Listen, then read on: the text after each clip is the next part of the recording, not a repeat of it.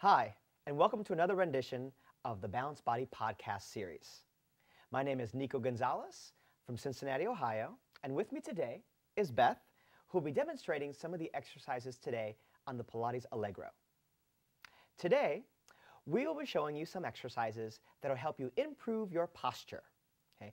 Usually, we talk about posture standing or on our spine, laying on our back on our spine on the mat. Today, we're going to take a slightly different approach and do kneeling, or all four corners position. So Beth, if you can, facing the back of your reformer, put your hands on the frame. Okay. The first thing we want to look at is how the body moves. Okay? Because once a client has a sense of where the body can go, then the client realizes, oh, this is where I should be. So let's do some pre-Pilates exercises to allow the body just to move. So we're going to do some spinal extension and flexion. The first thing we're going to do is called cat and camel. The cat is, as an exhale, you're going to round your spine up towards the ceiling as if you're feeling the air of a hot air balloon. And then extension, allow the tailbone to come up towards the ceiling, ribs down, chest lifts. Exhale, round, squeezing in, nice hollowing. And then extending, releasing. And notice how the head is in a nice natural extension of the spine. We want to see that. Come all the way up one more time, rounding, hollowness, and slowly extending. Nice. Now, let's start to come into a neutral position, which means neither do you want to go into a cat nor a camel. It's a nice neutral position. And where is neutral? If you look from the side, I'm looking from the earlobe, through the center of the shoulder, the center of the rib, and the side of the hip. Okay? Nice. Now from here, what I'd like you to do is do some sternum drops. What that is simply retraction and protraction of the shoulder. So allow the chest to drop down to the floor and then push away from the floor as if you had a heavy magnet on the floor and your chest can't resist that magnet. It's coming down and then it's going back up to the ceiling. Okay.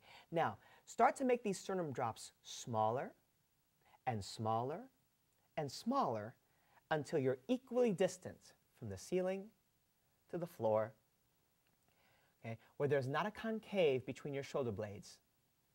Nice. Now from here, allow your head drop to the floor and then elevate ever so slightly, not too far up.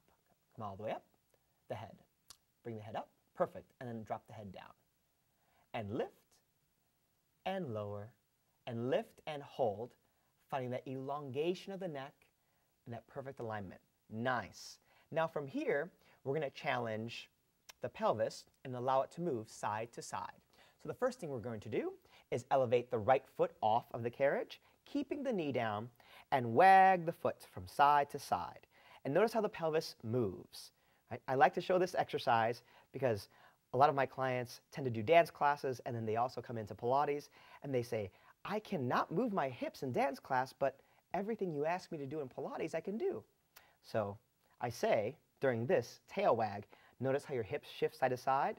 So next time when I ask for a little salsa or merengue, I expect big hip movements. This time hold in the middle and release. Perfect. So now that we have great balance from side to side, okay, we've worked through the spine to make sure that's not extended or flexed. We've worked through the shoulders to make sure they're not protracted or retracted. We looked at the alignment of the head to make sure it's in a nice plumb line of the spine. We should be in a nice perfect position to do any exercises we may want to do in the kneeling position. Excellent. Let's have a seat. And thank you. Hopefully you will join us again for another Balanced Body podcast.